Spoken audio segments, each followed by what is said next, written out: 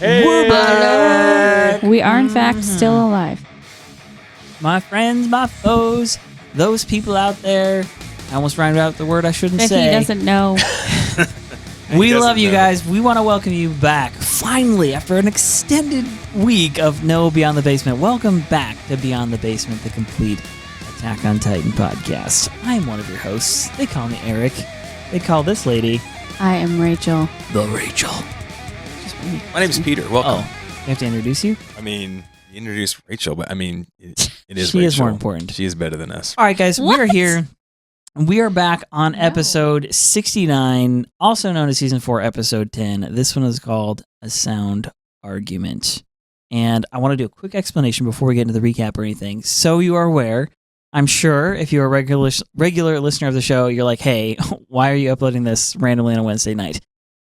That is because if you haven't noticed, if you don't live in the States, there is a giant winter storm that is currently now in the middle of the nation. Iceageddon. Iceageddon 2021. Icepocalypse has struck, but it struck the West Coast where we are first. Okay, we're up in the Pacific Northwest, and so we had like several inches of ice on every tree, and there's a zillion trees around here, and so our power went down, internet's down, life was down, spirits were down. Okay, Mhm. It's rough. They can't crush us though. Okay, so that's why we weren't even able to watch the episode. It was just chaos, and so then we've already gone back to work this week. And anyway, so this is the time we had to do it. So we are back. It is a Wednesday night, and at least we made it. At least this is happening before the following episode. Yeah.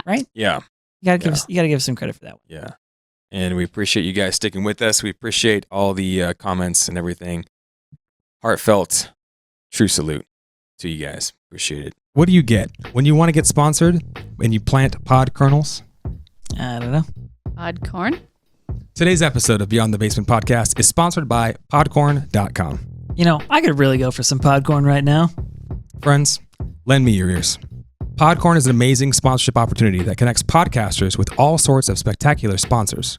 If you're like us and just started a podcast, you might be just as lost as we were, trying to figure out the best ways to find sponsors who want to sponsor new shows. It can be awfully hard to do. But once we discovered podcorn.com, it was all buttery smooth like buttery corn on the cob on the 4th of July. Let me tell ya. They make it so easy that even a couple of corny dad jokers like us can figure it out. Podcorn is really shucking the competition by eliminating the middleman and by doing all the hard work of bringing together up-and-coming podcasters with great sponsors. Once you sign up, you can scroll through a whole list of companies that want to get their product out to an audience like yours or ours. Find a sponsor you like and select from options like host-read ads, interview segments, topical discussions, and ridiculous over-the-top pun-filled ads and more. Then shoot your shot and begin to collaborate with the company on an ad that fits your style. Podcorn's mission is to give podcasters transparency, creative freedom, and full control of how and when to monetize. Now, I don't want to sound like a stalker here, but we will be following Podcorn very, very closely. True salute to Podcorn for sponsoring this episode and joining the squad. And you can explore sponsorship opportunities and start monetizing your podcast by signing up here at podcorn.com/podcasters. Thank you, Podcorn. We appreciate the ongoing support. Appreciate all you guys as well. Come on. Thank you, Podcorn. All right, let's do a quick recap of the episode, which is probably more necessary today since it's actually been It's been a minute. a few days since it aired. If Yeah. you guys were fortunate enough to watch it before Icepocalypse descended upon us, Yeah, you guys could have watched it, I don't know, 6-7 times by now. We just got to watch it. or more. Yeah. I've actually seen it 3 times by this point. I have Wow. also seen it 3 times. Interestingly enough. Some privilege up in here that I'm detecting. I don't know if you Anime guys privilege. It's because I don't sleep some enough. power, lights, and heat privilege going on. I don't know what's All going right, on. so this episode starts with Eren talking to himself in the mirror. Totake, Totake. And Hange making complete and utter fun of him for doing so. And she says this line, I never believe, or I believed you would never sacrifice Historia, which kind of sets up this very ominous episode. This is another episode where there's like more questions than answers, if we're honest. But at any rate, so we rewind again. So we've kind of had like, I guess is this our 3rd episode? You'd say with flashbacks, or just Mhm. okay? So we've basically had 3 episodes now where we're had a bunch of flashbacks, and so this one goes back 2 years. It takes us back to the day that Yelena and the gang, the volunteers, they meet Eren and they welcome their first visitors to the island, which are the visitors are from Hizuru, and it's Lady. So many Japanese things happening here. Lady Kiyomi Azumabito. Yeah. Nice work. You did it. Nice Yes. work. So she shows up and she shows Mikasa this like crest thing, and they kind of have this moment. You realize, oh wait, Mikasa actually is an anime princess, like because she sounds like she's actually a princess. Of course. And they kind of have this whole deal. The Azumabitos reveal a bunch of stuff about kind of the outside world, and that they are also in on this secret agreement with Zeke Jeager. And in this kind of agreement, or in this meeting, the Azumabitos reveal, okay, Zeke showed us ODM gear and all this stuff.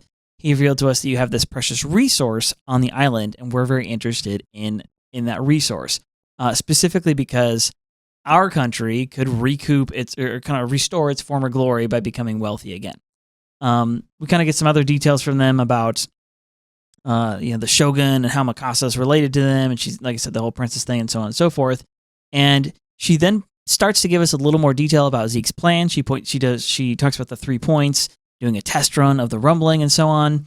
And then she also says it's very important. Remember, this is the 2 years ago context. She says it's important that whomever inherits the Titans, specifically the royal Titan, bear as many children as possible. And Eren kind of objects to that. So we go back now to present day. There's a lot of this in this episode. And we get another exchange between Eren and Hange, and the whole, like, I have the Warhammer Titan, I can do what I want. And she's like, I'm kind of scared right now. And then we cut to the scene and we see Historia, and she's pregnant. She's very pregnant. She's apparently got a man in her life now, and they're living a nice, like, for a queen, she's living in like a moderate, like, On a rocking chair. on a rocking chair in like a mid-sized ranch-style house in the country. It's interesting. I mean, I don't blame her. It sounds nice, but anyway, then we kind of get this extended scene really quick. We get the scene where we have Niall, remember, who's a former head of the MP, and the other kind of higher ups, kind of NP guys, and they're having a weird discussion about Historia, and we see Niccolo. We're going to highlight that. We're going to talk about that.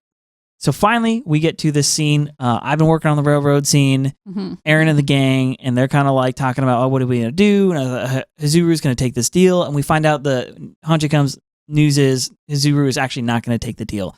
They want exclusive rights to the island, and they're not going to help them trade with other nations. And so that kind of limits their options. And now Eren's like, all right, the rumbling is like our only option, I guess. And then on the train ride back to where they're going from, we get this like conversation about Eren, or between Eren and, I guess, the remaining OG crew, is what I would call this. It's all the people we know and love. Pretty much the remaining scouts. Yeah, remaining original scouts. It's like there's no more scouts even left, I feel like. Yeah, I guess if it was there's 2 years Flock. ago, so They've they were recruited probably more, but yeah. We know there's still Flock. He's We don't still care there. about him, okay? We get a few details more from Pixis and so on and so forth. We'll kind of get into all this stuff. Anyway, the episode ends with, again, the original crew minus Eren talking about how Eren has changed. And we're going to go deep into this one because it's worth going deep into. So minus Sasha. And minus Sasha. And it ends with this, it ends with Zeke, just a shot of Zeke reading him to himself in the woods. So big question mark on this episode. Lots of question marks on this episode. Probably the biggest question mark since, was this episode 10? So since episode 6 to now is WTF Zeke, what are you up to? Why are you the mastermind of this whole show now? For the record, I actually thought they were kind of pushing him to the side a little bit in season 4. That's what it appeared. That's what I thought. Like, I knew he was still playing a role. I just didn't realize he was like the center of the AOT like universe and story. I never saw that. Flock. Embarrassed. Yeah. Flock was not invited to the Sorry, lecture. Flock, dude. Okay, so Because he's filled with hate and rage. let's chat about the first scene here. You guys don't ever just look in yourself in the mirror and like Can we just point out that Hanje's a creep? Like, she's just watching Eren just silently. Can we say she's eccentric? Like, creep gets used about like a lot of. I feel like creep belongs to people who are actually creepy. I think she's just an odd duck. Yeah, She's eccentric. sometimes. Eclectic? Would you say eclectic? Okay, creepy. Yeah, Eccentric. sometimes. But I think she's creepy sometimes too. Like just She doesn't have a. She has a maniacal laugh, and she like loses her mind over the most random stuff. Like eccentric people do. Well, this is Isayama's. And sometimes she's like lurking in the background, or lurking rather in the background, and her glasses like shine. They like intentionally make her look creepy. This is Isayama's like him reaching out to those of us who are, struggle with mental health issues, and he's like, this is my character who has low level Asperger syndrome. Like, she's not real good in social situations. What? She doesn't have good personal like space. She doesn't really understand some of that stuff. To be fair though, the people there's two groups of people I feel like that I've met. So specifically Asperger's and cerebral palsy. Like the people I know personally who've had those things have actually all been extremely smart. And I swear it's because they don't like waste all their time doing dumb social stuff like the rest of us. They're like, I'm going to read books and actually be productive and stuff. So that's probably why. And they don't spend any time worrying about what other people think about them. They're just like, true. I am what I am. I'm going to freaking kill it. Gosh, actually sounds kind of nice. I know. Right? Okay, sorry. What must that be like? Okay, so yeah, Hanji's making fun of him, but I think she said some stuff that may be actually speaking to where like maybe even this whole series is going. I've been saying the last couple episodes, like I feel like this is the shifting. This is where like, all right, the story is genuinely taking like, in a way, an arc is completed once they finish the fight in Marley. At least to us as viewers, with the information we have, an arc is completed because we go, oh.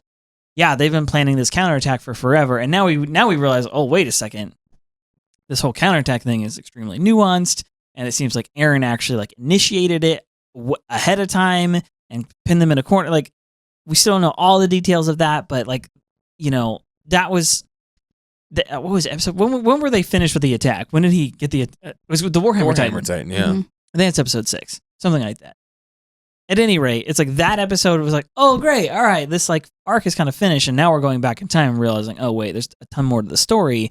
And the question is like, okay, well, where exactly? And now we know that it focuses on Zeke, his secret plan, and this thing called the Rumbling where they awaken the Titans and all that jazz.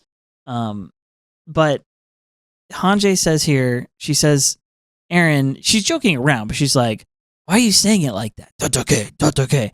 Like, does that mean like there's more than one fight? Like, are you going to fight? Or right? She said. I think that's what she said. Are there 2 fights? Are there 2 fights? Why did you say it twice? And so I don't know if we should read into that.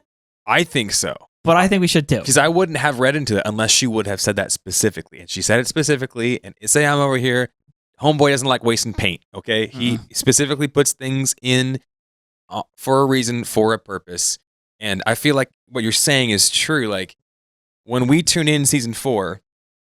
We see Eren for the first time not until the 2nd episode or the third episode. They don't even confirm that it's him until like episode 4. Right. Yeah, exactly. Right. But when we see him, all of a sudden he goes and has this crazy talk with Reiner. He explodes into the Titan. He starts just wiping everybody else out. He looks crazy. He acts crazy. He doesn't act like Eren. He doesn't even look like the Eren that we know. He barely talks like Eren. And so what we've seen all of a sudden is we've seen this Eren over here, and now this episode, they're showing us a trajectory from how he got from Eren that we know into right here, and kind of like the arc, like you were saying, of how he got there. They're trying to fill in the blanks here because there was definitely a leap from season 3 Eren to season 4 Eren. And we're seeing that now, this episode, last episode, the most that we've ever seen it. This one especially, because he's actually like aggressive. First of all, he's in prison. Second of all, like, he's really aggressive with Hange, somebody that he's loved and trusted in the past. Yeah. I know I said this before, but like I liked where Eren was at towards the end of season 3 because you're like, oh, his character's kind of like maturing a little bit and like realizing, this gift and that he has to work as a team. And I thought this is like really going the right direction. And now here we are, and we're like on the complete other side of that, and it's not gone that way. It's like he hasn't maintained that, and so they kind of like have hinted at that since the Warhammer Titan episode, I would say, and maybe even a little before. And now it's like, of the many question marks, new questions of the season, it's like, Eren, how did you get that way? And it's honestly, it's still not perfectly clear. This episode gives us a little more detail, but we're getting there. We started at 4 years back, then we went to 2 years. Yeah, and then 3 years. Well, yeah, we did 4 years back. Slowly getting up. 3 years back, yeah. So, all right, the question is, what are the 2 fights? If that's actually a hint at what's to come, I'm going to take a stab at it and say I think the first fight is Eren within himself. Yes, because I've said this for a while that I'm like, since season 1, we all agreed. In season 1, Eren has some really weird moments when he goes like lava Titan and he's fighting Annie. Like he's like, I'm gonna eat you, I'm gonna destroy the whole world, and he's got this weird like demon voice thing happening. Mm-hmm. We kind of all were like, does he have like, is the founding titan sort of controlling him as much as he's controlling it? You know, is that like a thing? And now here he has like a third power contained in him, and like we know that from Willie Tybur, we know now that like specifically the founding titan influences the people who to whom the titan is passed down with the vow. Yeah, with the vow, which is weird that you can pass that down. We know that memories transfer. We don't know how far back the memories go, but we know the memories also transfer from person to person with the titan. And so, it seems like Eren, one of his fights now is actually inside, and his fight is like to just be himself. I don't know if that makes perfect sense, but what do you think? Yeah, I think that's definitely possible. One of the fights is him pushing back against the founding titan's influence. Mm-hmm. That would make sense, because remember when he was originally saying like the first you have to fight, that was before he had any titan powers, right? Mm-hmm. Mm-hmm.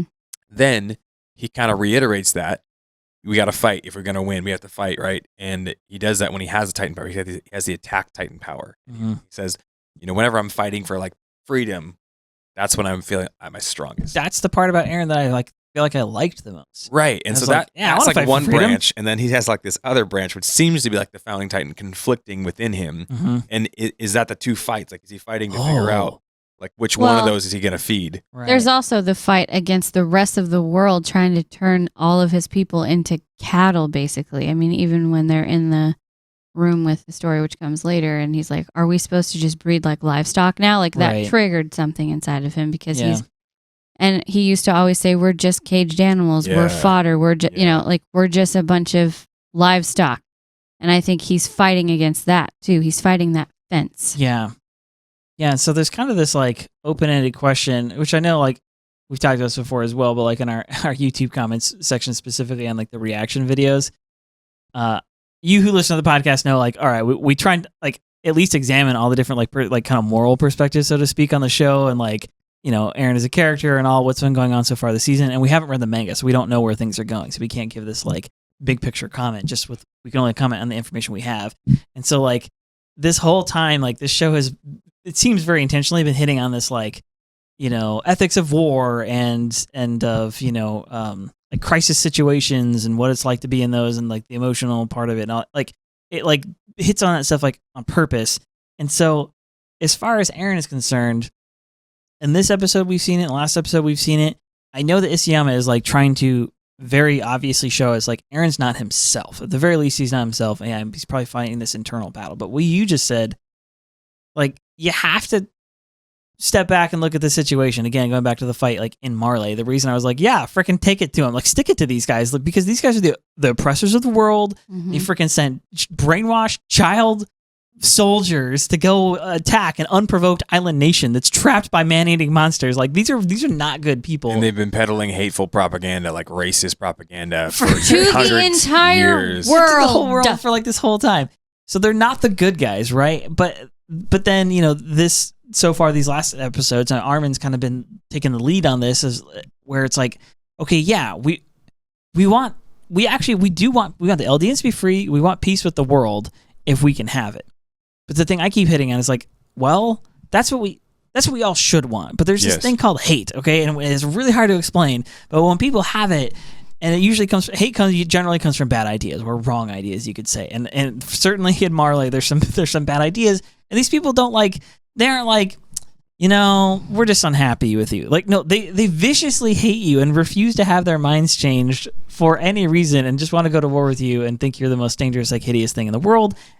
And the rest of the world thinks that as well. And so from Eren's perspective, you could at least understand the guy being upset. And like this episode specifically is exploring the like, okay, the world hates us. What do we do about that? Yeah. Like, what can we do about that? Yeah. And we kind of have on one end of the spectrum, Armin as and the Hange, I'd say. Yeah, and Hange as well, kind of being the idealist, the optimist, or saying, well, if they get to know us, maybe they won't hate us. Like, maybe there's another pathway to peace, even without the Hizurus, helping us. And then on the other side of that, you have like, which even in this episode, because it jumps around in time, like even in this episode, Eren's actually still kind of on that train of like maybe there's an alternative here, which is definitely something that we wanted to point out. In season 4 we see Eren, but it's the first time we've seen him in 4 years, right? Mhm. And he is not the Eren that we know and remember. And now we're going back. We went back 4 years ago last episode. Now we're going back 2 years this episode, and he's still an Eren that we recognize because he's still the Eren who's like, I don't want to be cattle.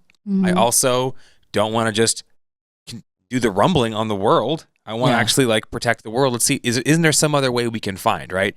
And that's something that I definitely, I feel like we can still root for Eren 2 years ago, but what switched in him from these 2 year time to present day Eren? Yeah. How did you change and what changed? Yeah. And so in this conversation, Hange, again, we're still in the prison here. Hange says, I honestly believed you'd never sacrifice Historia. And then it cuts to the opening credits. Ooh, ominous. I feel like the way she's talking to him, it's pretty clear that she's trying to get him to crack because he's been really defensive and like stoic and hasn't really said anything. And she even mentions that about how being quiet isn't helping anything because he's not explaining himself. And so it seems to me like she's kind of poking fun at him to make him self-conscious. Yeah. I would never talk to myself in the mirror like that. She's trying to make him feel weird and, But this is like a kid a little bit, remind him of... He's like all super serious now. She's trying to lighten it up. This is like the Eren in season 1 that you could joke with and you could, kind of talk with or whatever. But at the same time, like think of the position that she's in.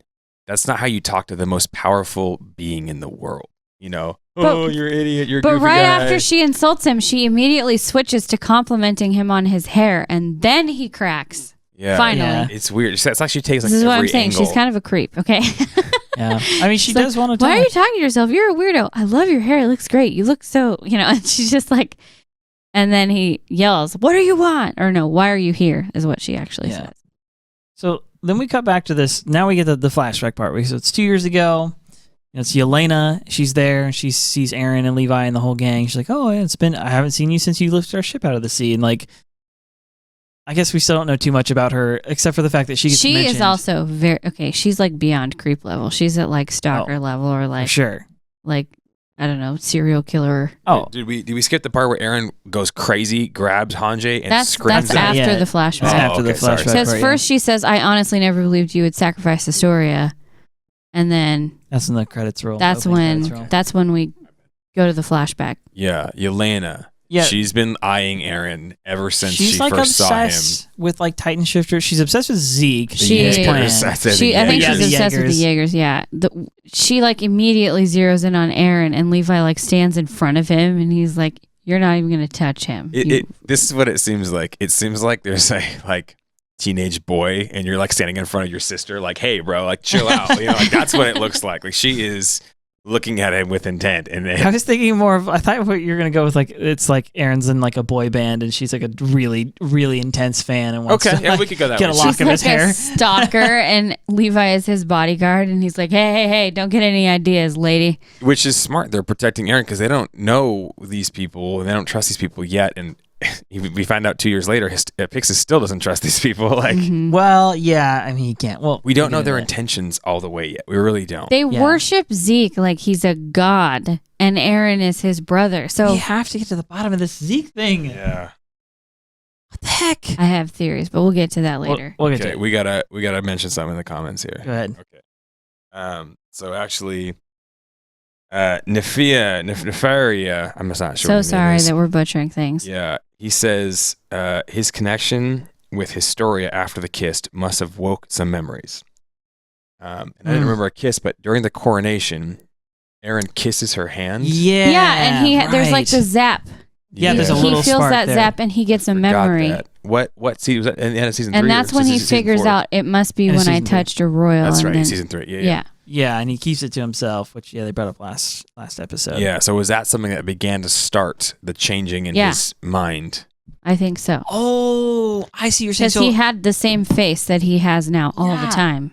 It's as if And when he's shooting in the, with Mikasa and them, and he's he like has that emotionless. same emotionless, like I have to protect. I wonder if you're right. I wonder if like specifically Historia, not even the Dina Fritz encounter, but the Historia like thing and like remember when Historia and Rod Rice like touch him, Yeah. and they have this whole like memory session or whatever.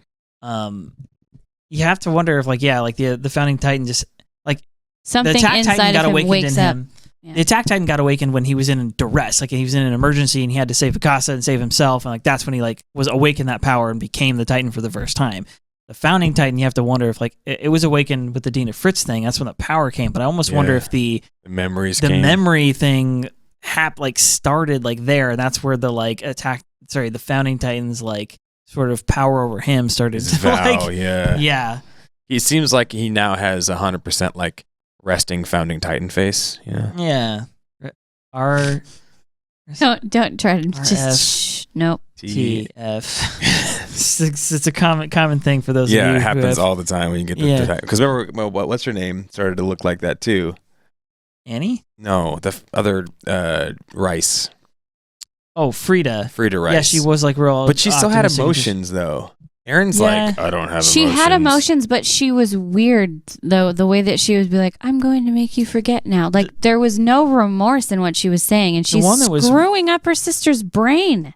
Yeah, the one that was weird to me was before her, Yuri. Yuri was also very. He was uber creep. Yeah, like him, Kenny, and the whole thing. Or they were or just casually talking, kind of the way Reiner was like, and like, I'm the armor Titan. Yeah, and he's the it was a very like similar. Under the spell of the founding Titan, but you'd think that Eren. We thought they found a way to circumvent that. I mean, yeah.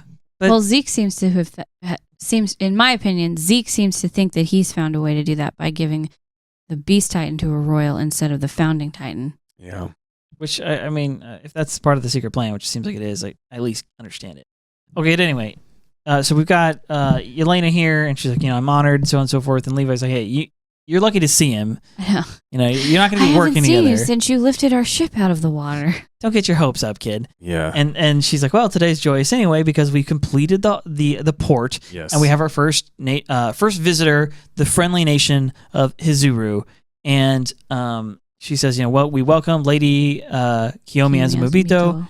And they show up and they go into this secret meeting. Well, what secret? But this meeting. They're in the royal chambers of some sort. Yeah, with Mikasa. And the first thing we see is she pulls out it looks Kiyomi, like the crest kimono, and she puts it over her arm and says, "Does anyone recognize this?" Well, she specifically asked Mikasa, like, "Do you recognize?" Because remember, she actually made a deal with Zeke to go see quote Lady Mikasa. That was part of the arrangement.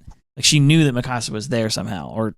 Yeah. Maybe Zeke told her. I don't know. Which is strange because it's not like Zeke really was like, hey, while I'm attacking and killing all the scouts, you guys don't know any ancient bloodlines that are hanging around in here? Yeah, that's why I guess in my mind I just was assuming she was asking the room, does anyone recognize this? But maybe it's possible that Zeke was able to communicate with Reiner and Bertholdt, and they were like, hey, does anyone look Asian there? What's Asian? Well, they look like this. And he was really racist when he said it. I don't know. But no, and then he's like, oh yeah, there's somebody here who might be like that. Okay, maybe that. I don't know how he got the information. Yeah, Zeke gets probably around. way, but yeah, Zeke, freaking puppet mastermind. It all comes back to this guy for some reason. Okay, I just want to say, I said a while back, what if Zeke has been planning this, even turning in his parents was part of his plan, and you guys are like, no, that would be great. No, I just want to bring that back up again and say that might legit be a thing. I think it could be. I think it's this possible. point. And when you said that, I think it's possible. Like but he's been a wall restorationist this entire time, like not wall restorationist, but anyway. Yeah. A restorationist. He's been a restorationist this whole time. He's actually still on their side, even though it looked like they betrayed him. There's a lot of people them. who think that he was working with the owl. Like the owl had the memories, found out that Grisha was either going to get the wall restorationist wasn't going to work through Grisha and Frida being there. It's not Frida. What's his mom? Dina. But Dina. It's also possible that, Zeke was in the warrior program. Maybe he found out that his parents were going to be exposed or something, and to prove his loyalty, he was like, turning in his parents. I don't know. There's some people who point to like the paths and the fact that some Titans can see the future. We don't know if it's just all Titans or if it's just the owl or the attack Titan, and that he was working with the Beast Titan to somehow circumvent the whole thing. But my whole problem with that is I feel like there's way less casualties ways of like doing that than the way that the Beast Titan went about it. And we're gonna have to. I'm sure they're gonna explore it all. I'm sure. I'm If that's hoping the so. I case. really hope it's this next episode. I feel like they never do that though. They never like, hey, here's a big question about the series, and then the next episode Immediately answer it? No, it's No. always like later on, like something else happens first. So, all right, so she shows her the lady Kiyomi shows Mikasa the crest, and she says, "Do you recognize this?" And Mikasa's like stunned. She's like, "Oh my gosh!" And then Eren leans over and is like, "Remember, like you had this mark when you were a kid, and you've kept it a secret. You've kept it a secret for a special day. Well, today is that day. Like, go ahead and like show her your wrist." And so she shows her this like it's not. Is it a tattoo? Is it a? It's a scar. So It's branded. Brand? I've Yeah, that's what I read was looking the for. first. I haven't read all the manga, Yes, but I heard this this. is in the manga scene. In the scene that we see in the show, her mom is teaching her to sew the crest into something. But in the Yeah. manga, she brands her Puts it on her right wrist. before they get attacked, Yeah. and then tells her to cover it up and never let anyone see it. Yeah, one of our viewers Interesting. sent us this. We didn't want to talk about it because it wasn't in the anime, but now that's in the anime, Yeah. we can talk about it. Yeah, so she was branded by her mother before that whole Mm-hmm. the attack scene happened. Yeah, and so Kiyomi explains that. Well, Mikasa shows him, says this is a, something my mother gave to me when I was a child. It's a symbol, and she said that I need to pass it on to my child. And then Kiyomi kind of like breaks down a little bit. It's like, oh my gosh, like what a like good deed that was done. And she says over a century ago, our people had a shogun who was friendly with King Fritz and with the Island of Paradise. And so she specifically says over 100 years ago. So this pre-Great Titan War, Yeah. Mm-hmm. And this King Fritz is already on the island Mm-hmm. over 100 years ago. Mm-hmm. they weren't And he seen was as talking to and he- other nations. Yes, and he was talking to other nations. they weren't so seen wasn't as unfriendly with devils. them. They weren't seen as devils 100 years ago. They were on good terms. They were friends. They were trading. They were hanging So out. why did they have to do what they had to do and go to the island and shut everybody else out? I don't know. I'm telling you, the history thing, the history around this world is jacked. Well, and then she also says that it was because of the Great Titan War in the confusion that that the child gets left there. that part of the clan gets left behind, and they're not able to go back for 100 years. Well, Like, why? Yeah, she says, okay, we were friends with the Fritzes, we had good relations with them, and then the Great Titan War happens, and in the disarray, one of a child, like she says, if there's a specific one, a child of our shogunate was left here on the island and kind of like left in the chaos. Is sort of how she makes it sound. It's like we like fled in a hurry kind of thing, and like left one of our pulled a Kevin McAllister and just like Kevin Mikasa Shogun. And so supposedly Mikasa then is of this lineage. And now what's definitely not made clear here is that Ackerman, because now the question is, okay, Levi and Mikasa have the same last name. They're both, quote, Ackermans. Mm-hmm. Are they both Asian? We know that Mikasa's Asian. Doesn't necessarily say that Levi is. I kind of think he looks like it. Like, they do look similar. Yeah. Regardless, the question now is, all right, so this shogun gets left on the island. He then has children, presumably with an Eldian, Yeah. which would make Mikasa at least half Eldian, or part, I mean, not half Or so much, but The like ancestor from which she descended anyway. Or where do the Ackermans come from? Because she's half Ackerman, half Asian, Asian. or are Ackermans Asians and they're one and the same? I don't know. My question is Levi also descended from the shogun? I don't think so. I think the Ackermans are one thing, and I think the Asians are another thing, because they specifically say that the Mikasa is part Ackerman, And part Asian. so her Ackerman comes from somewhere else within the walls that happens to be the same bloodline as Levi, and her Asian comes from yeah, because remember those two tribes Hizuru. were they were the defenders of the they were hated, and they were driven out because of those, because they were just the king, and they kind of came together. That but they were the sword of the king. Remember, they were The like, they Ackermans were. Yeah, the Ackermans were. yeah. All right. Well, at any rate, so yeah, they kind of go through this whole thing, and she's like, "You're descendant of a lost ruler," to which I immediately said, "I was like, look, Mikasa actually is an anime princess this whole freaking time. Like, I always knew." Anyway, Yes, and also so the Ackermans then must be really tiny, because yeah, I think they all hang out in the sewers.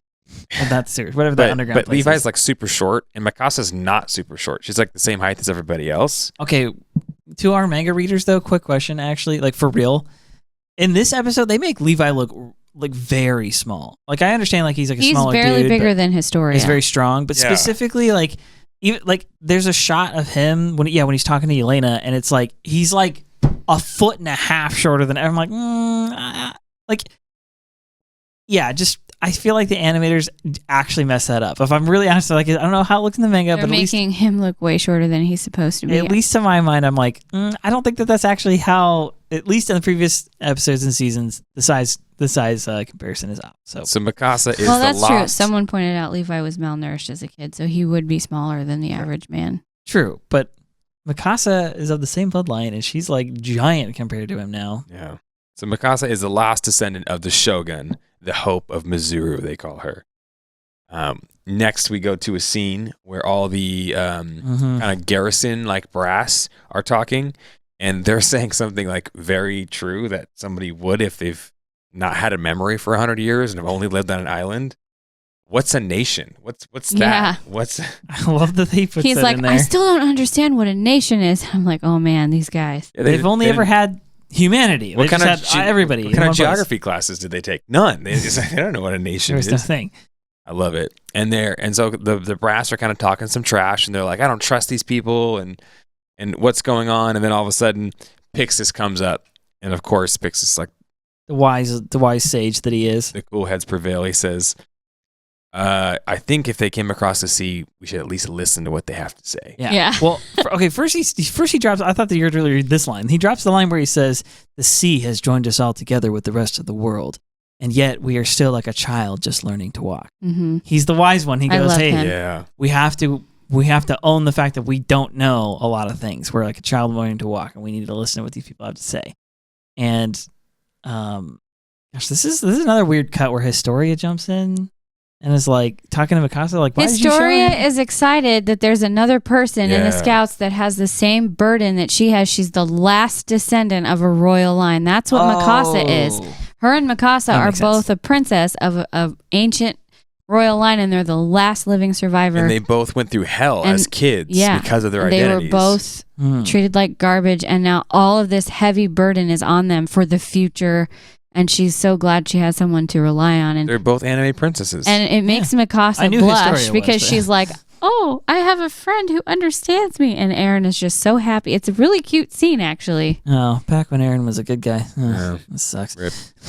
Anyway. So then the Azumabito people say, today, this meeting is only possible because of Zeke Jeager. And I'm like, all right, if that immediately puts some I know, put red some flags, dude. suspicion on it, bro, because I don't trust it. Like, and I don't like you were saying earlier, I don't trust the history that we've been told about everything. Specifically the like Titan history of like the whole like the Great Titan War. Okay, yeah, all right. But I'm saying like where the Titans came from, the Ymir story, like all that jazz. Like Yeah. I tend to lean closer to the Wall Restorationist version of it, which is that Ymir was like the Titans were supposed to be like a blessing on the earth, and they actually did good things for the world, and then They took civilization to the world, and then things got turned around somehow. Yeah, I feel like Isayama himself could like come on camera and be like, you guys, this is the actual history. This is the real how it happened. and we'd still have doubts. And I'd be like, blink twice if it's you. Like, I don't trust it, you know? Like, anyway. I wonder if there's like what usually goes on in my classroom where two kids come up to me and they're both really pissed off about something, and I ask one child to tell me what they think happened, and they tell me something that makes the other child seem like a monster. Yeah. Then I talk to the other child, and they tell me their side of things, and it makes the other child seem like a monster. And then I sit there and I'm like, okay, part of what you said is true, and part of what you said is true, and I have to piece together reality and help them get back together and be friends again. Very true. And I'm wondering if Like the watching wall the news. restorationists have part of the truth, and then the rest of the world has part of the truth, and what actually happened is somewhere in the middle. Yeah, probably nuanced. Yeah, but would you believe anything out of the mouth of the Marlians? Like even the early Tiber, like you guys are dishonest. They people. lie to their. Well, I mean, They are very. Here's they're the thing: very dishonest. the people inside the walls and the people outside of the walls lie to their own people all the time. Oh, So who that's can true. even Yeah, trust fair anything point. that any of them think? Yep. All right, so go ahead. The Asians have the meeting. They say, you know, because this meeting was set up by Zeke Jeager, it's all possible Yeah. thanks to our glorious benefactor. And you're like, bro, stop. They say, after meeting with him in secret, we agreed that we would come together with the Paradise people, like set up this meeting under the condition that we would first meet Lady Mikasa. So she actually is important. I just want to throw this out there, to like some extent. to some extent, because like we find out Mikasa sets herself on being used as a pretext, essentially for a monetary exchange, and that these people are called money grubbers, which seems obvious enough. But at the same time, the way like, that Kiyomi licks her lips, like Creepy, dude. Dude, so much creepiness in this episode. Seriously. she's a politician. Yeah, no, she's a good one. Not good. You know what I'm saying? Good at Yep, what she does. she's a yeah. Yeah. So what I'm saying is Mikasa? Is this story even true? Is kind of also. I feel like the story comes into question because of the motives of the Azumabitos, but more specifically, if it is true, I get the feeling that Mikasa actually would be important. That this whole like we wanted to meet Lady Mikasa, that she's important, and perhaps she's important in part because there may not be any of this shogun's descendants still on Hizuru. That was the impression I got. That's what I think too. She said, "You're the last descendant of our she says ruler, You're the hope of Hizuru. and you're the Hizuru. hope." Yeah, exactly. So it seems to me like, oh, like yeah, like, and that maybe that's why Historia is also saying what she's saying. Historia is going, oh, look, you're also like because Historia royal. is the hope of the people inside the walls right now. Right. Yeah. Right. So I then think. Oh, go ahead. I was just gonna go to the next scene. You wanna? Oh, I was gonna say, what you along the lines of what you were saying. Kiyomi obviously is hoping that Mikasa will make it possible for them to have this access to these resources to make them return to their former glory. Oh, and maybe that's actually more what she means. She says you're the hope. Is like that you're could kind of be. our ticket in to because like, they used to be technologically advanced. They were engineers and all this, and then the Great Titan War came and they basically got their butts handed to them because they sided with the wrong people, it sounds like. And so they're trying to regain their former glory, and that's why she licks her lips like she does, because she sees like an hungry for it. opportunity to make money, but also to become once again technologically advanced in the world. yeah, like as if they could rival Marley again one day, or Right. something. Plus, if they have the only access to this one resource that's really, really efficient, Yeah. they have a monopoly and they can control the world through money. If you guys ever see me lick my lips like that, just know that I've been replaced by a clone. And Or it's he's not looking me. at a steak. If you guys I ever even lick see, my lips No, for that's that. true. if you ever see me do that, it's because I just had a Mrs. Fields cookie. They're very rich. I have to get the chocolate off of myself, so that's the So- only reason. Any other reason, not legit. Shoot him in the face. So then we go to Zeke's meeting with Madame Kiyomi, and he's showing her the ODM gear, and she says, and he says, "You recognize this?" Mm-hmm. How the F would she recognize that? How did she know about Mikasa? That woman has spies, man. Could there be some spies in the underground? I wouldn't be surprised. Spies on Paradise Island. Honestly, I want to say no. I know that's a flat rejection of an interesting conspiracy. I I'm all about mean, okay, well, conspiracies. here's my thought. I think there That's might not be now that they've had contact with the outside world and Yelena is there, but I think she at least has spies in the Marleyan government. Because Zeke was saying this is top secret. No one should have seen this. How do you recognize it? It's probably because one of her spies in the Marleyan government showed it to her. Yeah, spies within Marley, I can believe. All I'm saying is that the most effective, like most powerful warriors the world had to offer, the Marleyan warrior unit, they could barely make, like, it took everything they could to like make it to the walls because there's so many pure titans. So for some other just average random homies to be like, yo, we're gonna make it to the walls and then over the walls and then blend in and then That's make it why I'm back over the saying- walls and then back out of the walls and back across the ocean. Like, that's a pretty tall order. Yeah. That's why I'm saying by the time they got to Mikasa and everyone else, she might have had spies there by then because Yeah, that the makes more scouts had sense. taken care of the pure titans. That's why they were camping wherever they wanted to. Zeke was shocked when he saw the ODM gear. Nobody was. had intel on that. The first time, yes, but this is after that. I'm just saying. Yeah. So I would highly doubt that the Asians had access to it beforehand. But when he shows it to them this time, they recognize it. So maybe he's already brought it to the Marleyan government, like you're saying. She's seeing pictures Well, of he it. says this is top secret in the Marleyan government. This is top But he secret says, oh, intel. but you recognize but you've it. seen this before. Or how deep are your spies? Alternative theory, there's a translation error here, and he's like, "Do you recognize it?" And then, she doesn't necessarily answer, and he just goes on, and we're just kind of reading into something that's not really there. That's it's entirely possible, possible. at least. Okay, so special weapon. He says it's a special weapon made in paradise to counter Titans. and it runs on a special fuel known as Iceburst Stone. Iceburst Stone. This is a precious resource that is unique to Paradise. Which we've never heard about until now. First time for everything. Now, there is a possible excuse for this. Maybe this isn't bad writing. They have mentioned precious minerals and resources being underground in Paradise before. One of the reasons Marley wanted to attack. The other thing is, if coal is just normal to you and no one's ever seen it before, you'd be like, how come you never mentioned coal before? But it's because we mine it every day and it's no big deal. Mm-hmm. So maybe this Iceburst Stone is just something they mine all the time. They have never even thought about it. And that's why they don't talk about it, is because it's like, of course, everybody knows about this. No, we don't. It's this crazy new magical thing that has crazy energy abilities, because we've always talked trash about, okay, you can just zip around on this, like, on these pulley systems. That's not how gravity works. That's not how, like, propulsion systems work without, like, a gas-powered engine. Yeah, this special gas that they have inside their gear, it's apparently only comes from that stone. Iceburst Stone. The Iceburst Stone. And it's not the same stuff that glows that they got from the cave. That's a different one. Okay, but... We had a theory about this. I've got a theory. So my theory is that it actually is the same thing? Right. Okay, so you'll remember back in season 3 when they go to the Rod Rice in his underground, like, temple thing, and it's made of these, like, large crystals. And they make a point of it to say that these crystals are special, and the scouts and all of humanity within the walls actually gains quite a bit of productivity, so to speak, because these things work as flashlights. They like don't really burn out. They have like a ton of like potential energy in there, and they're discovered radioactive. Yeah, they're discovered underground. And he says Iceburst Stone specifically is what he says.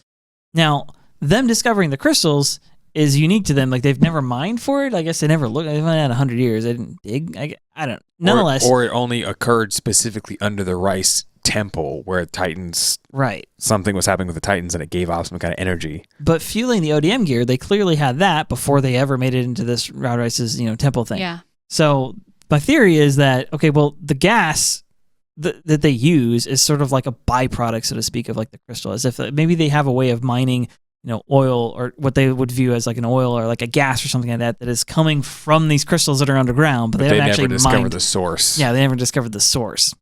Just a theory. So Zeke gives Madame Kiyomi this ODM gear and says, you will find the special, crystal residue inside there, and you'll be able to kind of construct something similar. So he's basically saying, here's your first gift to get your feet back on the industry. And it's an anti-Titan weapon. This is how you can fight back against Marley.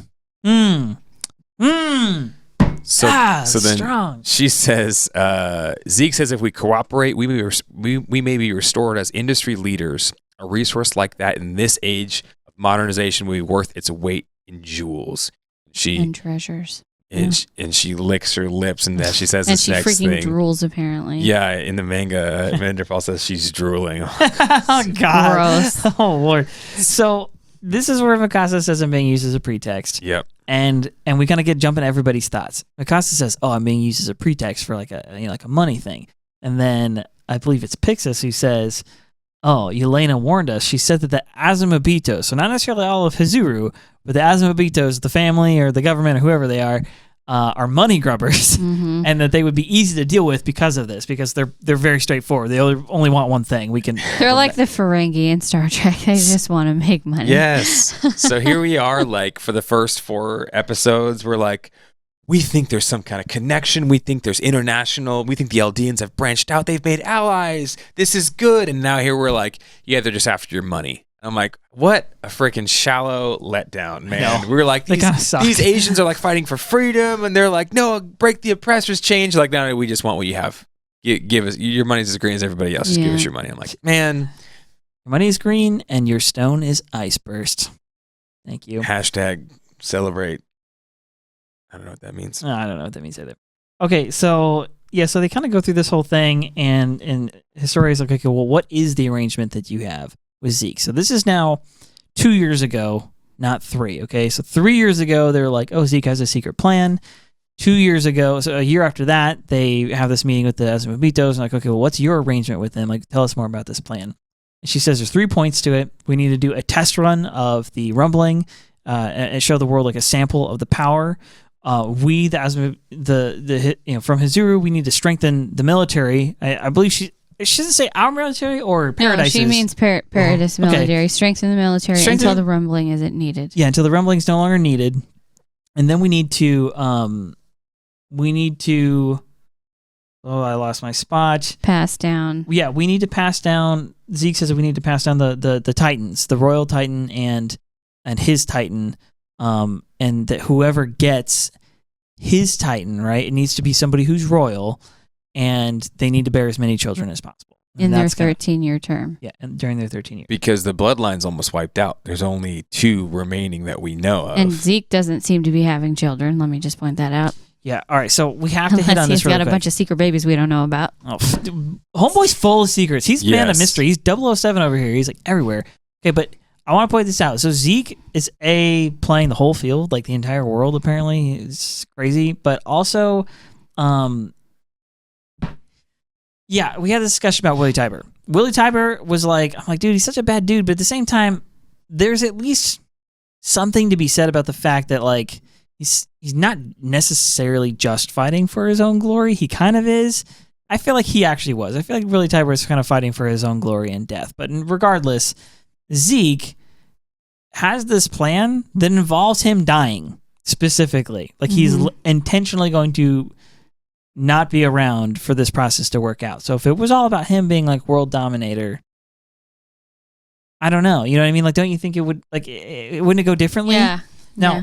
The only way that that's not the case is if for some reason he knows something we don't, which I've been having this conspiracy for a long time, which is that the 13-year term thing, 13 years, you know, after you get the Titan, I think that also should at least kind of be questioned.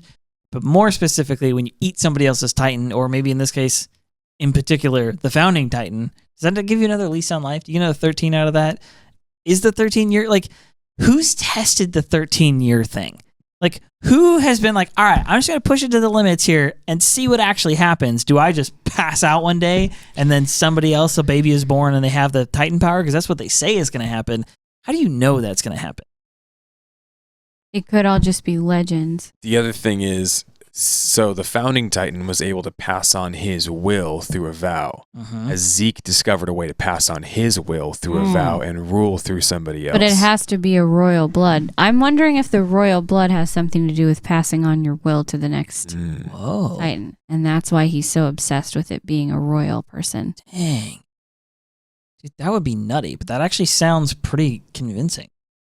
Because it seems like the royal bloodline has the ability to pass on their will to anyone else except the Ackermans. Well, yeah, the memory wiping thing. Because Frida wanted Historia not to remember anything that they did together, and so she just touched her and she made her forget everything. Yeah. You know? So, just to finish this scene out here, it says, you know, Hanji is kind of saying to herself, you know, even if we get new weapons, like the rumbling is extremely powerful. And really, in order to, like, we kind of need to get rid of it, like the rumbling itself. We need to get rid of, like, the Titan power and essentially all Titan power. She doesn't say that explicitly. It's kind of like reading into it. We need to get rid of this stuff so we don't have to do this passing it down thing anymore, because it's kind of gross to have to eat people and they only live for 13 years and it's a threat to the world. Like, she's kind of understanding, like, this whole power of the Titans and the rumbling, all this stuff is kind of what's causing a lot of all this tension. Well, remember we were talking about before, kind of like our idea was here's how you keep everybody safe. If you have a gun, everybody needs a gun. Right. That way no one can use their gun to oppress anybody else. Or nobody has guns. Right. Then you all have fists and everyone's on the same playing field. But right now, the Eldians have guns. The Marlians, you know, freaked out and are possessing those guns and allowing them. And, you know, the last episode, Eren's like, the reason the whole world sees us as devils is because we are devils. Like, we can turn into monsters and we can kill everybody. And that's who we are. We are monsters. And he's kind of like giving in to almost the propaganda a little bit. He is saying some truth. The reason that people are scared of Eldians is because I can't turn into a giant monster, but you possibly could, right? Mm-hmm. And Hanji is kind of looking at that and saying, the only way to kind of stop this like barbaric act of like passing down and breeding and being forced to do these things is to get rid of all the guns, like take away that power and bring everybody back to like a even playing field. Yeah. Mm-hmm. And we kind of put away all your nukes, everybody. Just play nicely. We've been saying that for a while too, that like the end of the show kind of like the show has to end with the Titan powers being done away with, don't you think? In order for this thing to work out. The real bad guy is the Titan powers. Or alternatively, the Titan powers being restored to, I don't know, being restored to the role that they should serve, which is like, again, if the wall restorationists are correct, that the Titans were actually very useful. Like, for instance, Eren moving that stone, pretty awesome, okay? Pretty useful kind of power. Yeah. Like, even the cart Titan being able to carry giant things on its back from place to place, walking underwater and not drowning. Like, yeah, there's a lot of like useful things that a giant could be used for. A very strong giant that can do crazy stuff. Like, yeah, and even just like, okay, yeah, nowadays with Marleyan technology, we could use a crane and we could build scaffolding and we could do that, or we could save hundreds of thousands of dollars and manpower as a and roofer, resources. If I could just bite my hand and then take all the bundles of shingles and set them on the roof, like that would be great. I want that power for myself. And the healing, that'd be nice. Yeah, the healing. Oh dang, yeah, that would be super nice. So we find out the Azumabitos are kind of money grabbers, and it seems like there's this new coalition happening, and the coalition is Zeke Mastermind, Eldian Muscle with Eldian, Titans and Zeke Titan, and the Azumabitos are going to supply the industry, the infrastructure to supply the Eldian military to be strong enough so that they don't have to use the rumbling as like we'll kill everybody. We're crazy. You better not hate us anymore. And then, okay, everyone's chill. All right, let's go ahead and bring out our military that we can defend ourselves properly against all of the world, and with our own military provided by all the tanks and the jets and whatnot by the Hizuru nation. Well, that's the proposition. But Hange seems to think like, oh, well, the rumbling's still pretty powerful. Remember, she actually says that line, and then she does the whole thing about, what we were just talking about. And then Eren pipes in and is like, well, listen, I want to breed like, first of all, we're stuck, we're trapped behind these walls, and now we're being forced to breed like livestock. Yeah, I don't want to freaking do that. Which is funny because it's like, actually, Eren, no one said that about you at all. You just be quiet. Like, we're talking about Historia here. That's her choice. She already said she was good. Yeah, well, she actually volunteered. She says, I'll do it, for the sake of paradise. Like, if this means like our survival for our people, like I'll inherit the Titan. Like, I'll actually do this. Yeah. And then that's when he pipes up and is like, we have to breed like livestock. And he's like, Zeke can take his stupid plan and he could stick it.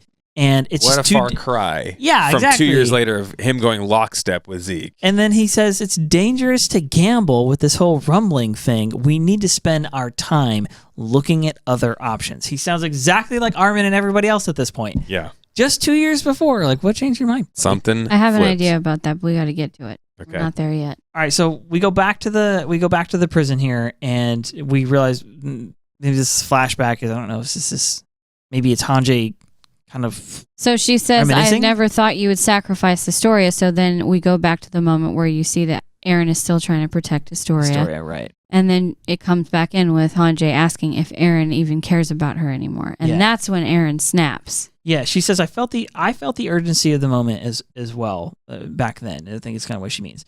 And she's like, but you went on your own to the island, and you on your own, and you put the island in danger.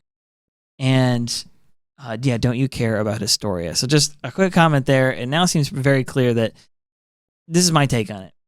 The attack on Marley was planned. We find out later in this episode that the whole spying and setting up a base in Marley and all that jazz was indeed Hange's idea. It makes perfect sense. She's good at this stuff. The airship coming in, the scouts coming in, coordinating the way that they did. Obviously, a Hange idea, a well-coordinated plan that involved everybody. Somewhere in the mix of things, it sounds like Eren forced their hand to do this attack. That they were looking at other options. They at least had this attack on the table. It's some mixture. Or maybe they even began to go to the island, or they went to the island, and Eren just left all of a sudden. And went rogue. What's interesting is they're at this point they've been keeping really a tight lock on Eren. Like, don't even look at him too hard, Yelena. Like he's our Eren. We were protecting him, right? We don't trust you guys. And then Eren leaves, runs off, and begins to talk alone with Zeke, we know. And did he talk with Zeke on the airship, or did he talk with them before that? Before that. With the letters. Remember with the baseball glove? The letters were some people to Zeke. were, yeah. Well, so at and least to one the of them. scouts, both. Yeah. To the scouts. I think he was talking in person to Zeke. I think Zeke, he was at the same home that Zeke's grandpa was in, and Zeke was visiting his grandpa. They probably were talking. He has the can't talk- baseball glove. He can't talk with Zeke in person. Well, maybe. Wait. Yeah, his grandfather. Yeah. The hospital. Yeah. He sat right But- next to him. No, they specifically I'm saying, yeah. Eren sat right next to his grandfather, to Zeke's dad, his half grandfather.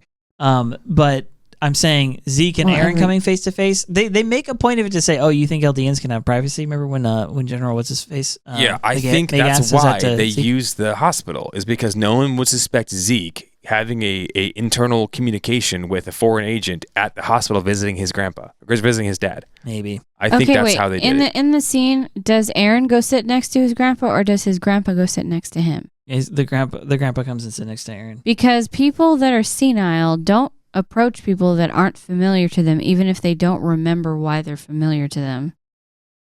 I don't think the grandpa was in on it. So no, but what I'm saying is, if Zeke goes to visit the grandpa regularly, and then Eren's talking to Zeke, then in his messed up mind, Eren is someone he can talk to. Yeah, possible. Yeah, so my point is, they talked. Armin even says it later on. Whatever they talked about is, I forget what the other line is. We'll get to it, but Only they know. I think it's only Jean they that's know. saying it. Yeah. So Eren says back to Hange, she's like, "You don't care about Historia anymore?" And he's like, "I ate the Warhammer Titan, sister. The Warhammer Titan can pop up from the ground and control and do all kinds of crazy stuff. No prison can hold me, and I can leave whenever I want. I also have the Founding Titan, which means you're not going to kill me. What can you do? You're not going to kill Zeke either, even if you threaten to. So if you got something else up your sleeve, I want to hear it." And he does his eyes start to do the lightning thing happens. His eyes start to go tighten a little bit. It sounds like a rumbling. And he's like, at this point, he's like got Hange by the shirt sleeves and is like getting all like aggressive with her. And she has to like shake him off. She's like, "Oh, Eren, you perv, you're just kind of being a moron, you idiot." And she like walks out and has this little breakdown moment out there where she's like, "Erwin, you only made one mistake in your life, which is making me commander." Not true, Hange. So she's trying to get Eren to crack, and she ends up cracking. Yeah, I like how Eren's like Hancock. Is that the one with Will Smith? He's a superhero, and he's in jail. Oh, and he like flies over the wall, grabs the ball, and comes back over the wall. And like he could leave anytime he wants to. He's staying here on purpose. Like almost either it's going along with his plan, or he's trying to show them he's not like hostile. But then he goes and does the most hostile thing possible by grabbing Hange, pulling her, and like freaking Titan eyeing her. And I'm like, okay. It's like, to me, it seems like he's trying to play her own game back at her. But why? He's just taunting. Why can't they just talk? Why can't they just talk it out, bro? She even is trying to point out to him that they were friends when she brings up the night they met. And, they used to talk I all the think time. it's because Eren feels like he's just being used. Hange's just trying to use him. I think he's being an ungrateful little brat right Probably, here. Because he's on a power trip, too. He's like, "I can do whatever I want." Like, Eren, are you back to being a teenager here? Like, can you please, like, grow the F up? Or I think it's not him talking, man. I think it seems like it's somebody else. I can kind of understand a little bit, though, how Eren might feel like he's part of Zeke's plan, he's part of Hange's plan, he's part of everybody's plan. And yes, as immature as it might be, he is still in his early 20s. He still is a kid with no parents. He's an orphan. He's had a really crap life. Like, let's be honest.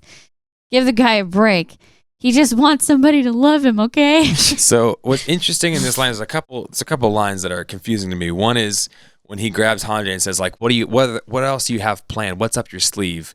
I almost took that two ways. One, like, please tell me you've got something else planned so we don't have to sacrifice Historia. Two is like, you little freaking conniving, crazy lady, you better tell me what you're up to. So ungrateful. I'm just think not it's sure. probably the Hange first did so one. much for you, Eren. I know.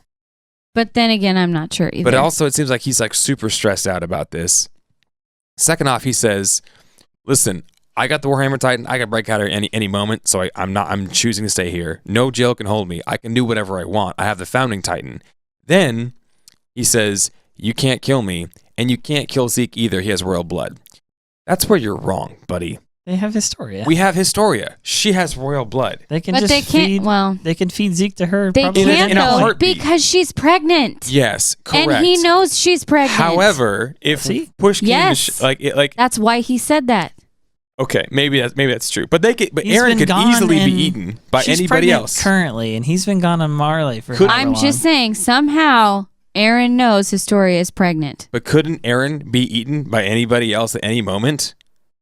I don't think he knows they have the Titans here. I think He that may not. he You can't kill me? Oh, yeah, buddy? That's where you're freaking wrong, friend. He probably doesn't Right? know that they have that. Why don't you cool your freaking jets, Eren? And Okay. let's go through some anger management, okay? So then we see Historia. Sorry, go ahead. I was just gonna say, I think it's also important to note that Eren tells Hange, "I can do whatever I want." He's telling her that he's choosing to stay where he is, and I think that's important because. but the most hostile way of saying, Yes, which hey, I'm at peace with you, Pete. I'm not I have peace really, with you right I'm now. not really sure why he's being so aggressive. I don't know if maybe he thinks he's being watched and he's paranoid.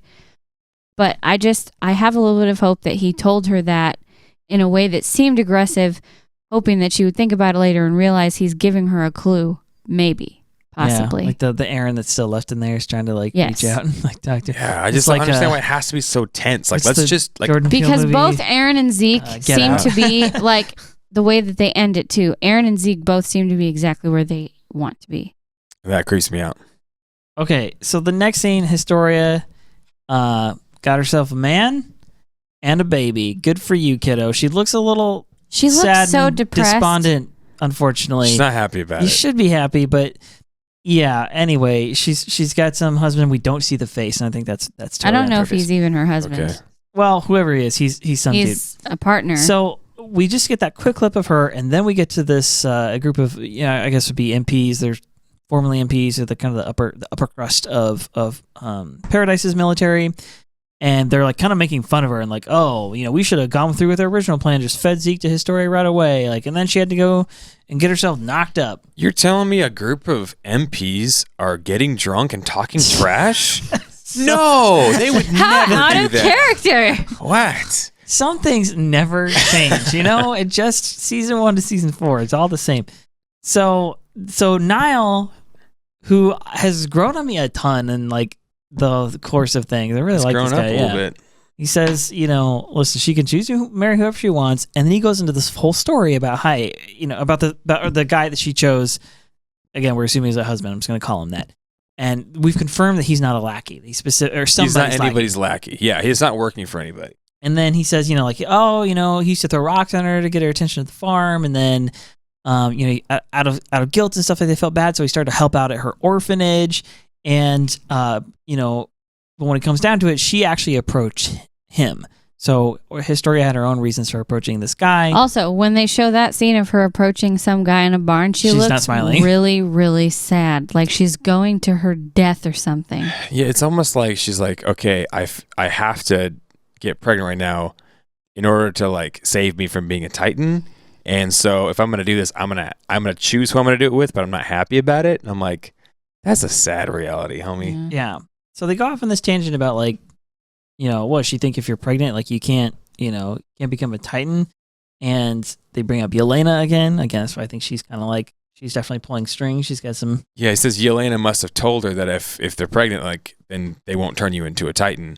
And so that saved you, because if we had it our way, we would have fed Zeke to Historia the second he came on the island, and we didn't. And so now she's got herself knocked up. She got herself pregnant like some low common girl, right? Dude, these guys They're are jerks, so man. bad. And then Niall says the queen is free to choose a partner. Yeah. Yeah, duh. Everybody is. Just like a man would be. Piece of crap. This is when Niall pipes back in again. He's like, hey, listen, having a child would be. Having a child is risky enough. We don't know if the child would live. There's all kinds of complication here. And so the drunk dude responds, he's like, that sound argument might just be the thing that ruins our country, which I'm going to laugh if for some reason that's actually yeah, you see how I put this thing in there to make that exact point that Caring about humanity is actually what brings down your country. Well, Yeah. guess what? If your country doesn't care about humanity, if you don't care It's about not worth babies, saving. then it's not worth what do you saving. have? Yeah. So, all right. Now we got to get to the part that I really want to talk about. All right. So he yells at his Marleyan servant, which Bring mind me you, more wine because I'm an alcoholic as I shake every last drop out of here. The dude has Marleyan Serious. slaves. You're treating Marleyans. Well, they're not necessarily slaves, but they're working in his house. Right, but here's the deal. But they're also captives, so But they're they're basically slaves. They're second-class citizens in paradise. The Marleyans are second-class Yes. citizens in paradise. Have like, we that is learned exactly nothing? wrong. Have we learned Stupid nothing? drunk guy. Also, if I was like, hey, remember we're like little kids in the presence of other like adult nations who have been doing like, Yeah, why don't you ask this guy some stuff about the world? I would also not want to be getting sloshed in front of like the people that I'm trying to impress, the other nations, you know, not be true. like, bring me some more wine, you filthy Marleyan. So, all right. So the guy's like, "Oh, of course, sir." And he walks down. He walks down there, and guess who's down there? Little old Niccolo. And he looks like the cat about to pounce on the mouse. He's like, The "Here, give him this unsuspect- wine."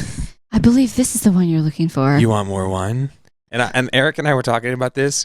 Like, if there was, if it was the way they zoom in on his eyes and the music is If so creepy. the music is creepy and the lighting is dark and his eyes are creepy, but I was like, if this was regular music and just light, no context, His no big eyes deal. almost seemed here's like some they wine. glowed a little bit like a predator in the darkness. But like there's it's something so going on creepy. here. I like feel like- Niccolo though, because he likes Sasha. Like, if he's uncool in Sasha's book, he's cool in my book. You know what I'm saying? Like, if he's making food for Papa Browse, like I feel like yeah. Okay, but like, has Yelena like gotten Research this into down, his sure. head and turned him into a Zeke follower? And is this all part of some big elaborate plan? Like, I feel like you don't trust anything Eren anymore. and Zeke and Yelena and all of them are about to spring a gigantic trap that's just gonna make everything blow Highly all likely. to bits.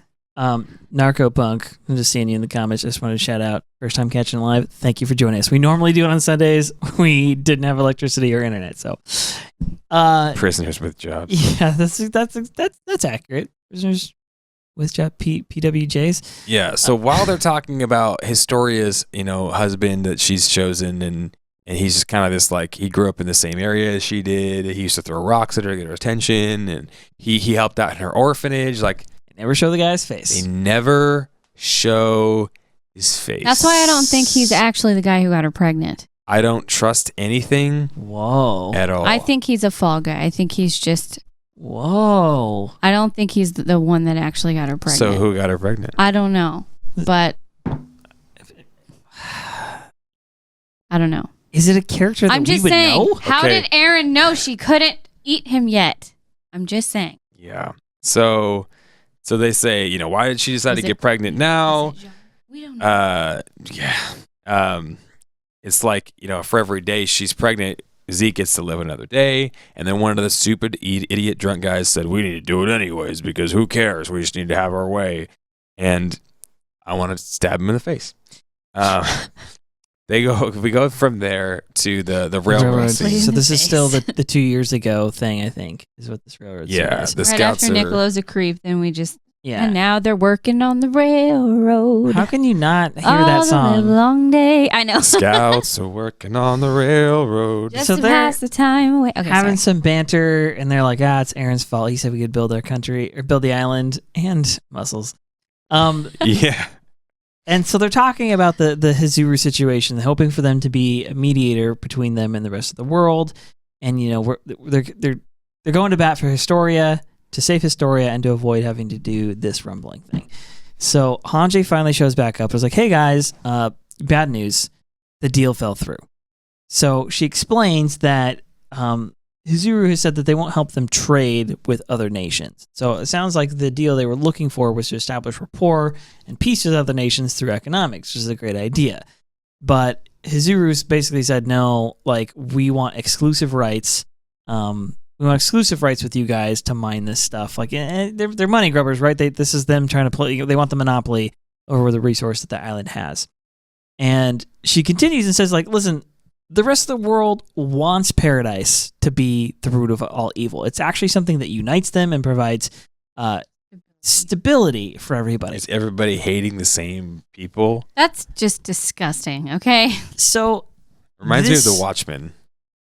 you've brought this up before. Yeah, it's like the whole world is like at each other's throats, and one of the characters is like the smartest man is like, okay, but if I give everybody a common enemy, the whole world will unite and there'll at least be peace on the earth for a little bit. And so he creates like this common enemy of like aliens Yeah. and basically sets this whole thing up so everybody will be united in the earth and stop fighting and bickering. Yeah. That's like the plot of Independence Day. Yeah, actually. Yeah. I mean, it's like if it's all based on a lie, it's just gonna fall through the second Yeah. things don't go our way. And so The enemy of The truth my wins enemy eventually. is my friend. also Yeah. you can't build unity and hope and love on hatred. It's Period. true.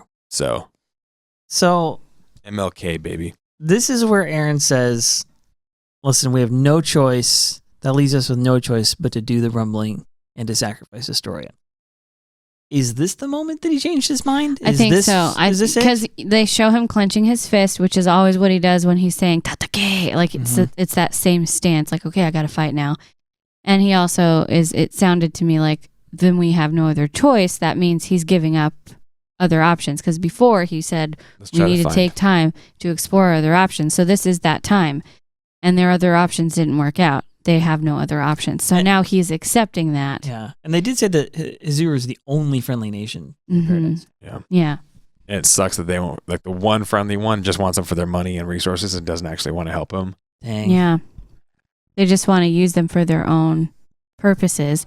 The one girl that want to date you just wants to date because your dad has a nice car. You think she'll get a ride around it, and you're like, come on. You don't like me for my personality. So Armin says they've decided that we're devils without knowing our intentions. Won't they at least try for peace? I love this guy. I know, me too. He's an idealist. I'm a bit of an idealist as well, but I like Armin's heart. Armin's pure in heart, don't you think? Yeah. So then Well, Mikasa pipes up and says they fear us because they don't know who we are. Like they don't know us. And I feel like she can specifically speak to this because she was persecuted for being different than everybody else. Yeah. People hate what they don't understand. They hate what's different. And so she's like, I know what it's like to be hated because I'm different. And so the whole world hates us because we're different. They're afraid of us. They don't know us. And so Hanji says, you're right. The whole world won't trust those whose faces they haven't seen. We're just like some scary thing far away. Mhm. But when they meet You're us and they get to know us, maybe they'll open up a little. The Paradise needs to invent the internet and social media. Well, and then If she's they like, just invent we that just and need to go figure it out. That's take what selfies. scouts do, which to me implies she was thinking, let's go scout the world and Yeah. forget the other island. I want a spin-off show of like Hanji Yeah. going around the world. What a like- happy adventure it Forget sounds Hizuru. like. Yeah. We're just going to go out and meet other nations on our own, which may or may not be a good idea. They might just blow your face off. I don't know.